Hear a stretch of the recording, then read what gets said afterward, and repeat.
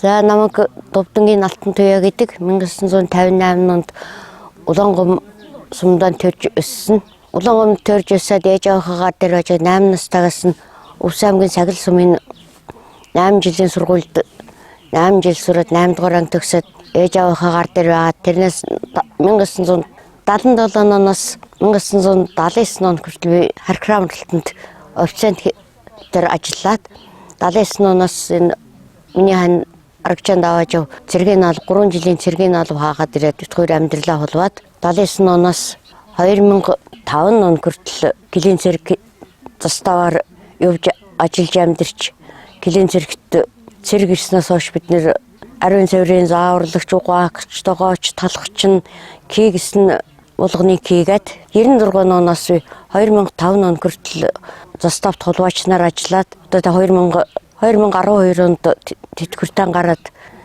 бид хоёр Килийн цэрэгт 79 оноос хойш 6 заставаар дамжиж ажиллаад Килийн цэрэгтээ 28 жил Килийн цэрэгт амьдралаа хулвж яваад тэгээд 12 онд тэтгэвртэн гарсан. Одоо тэрнээс хойш ингээд бид нэр өнөөдрийг хүртэл маллаад ингээд явж байна.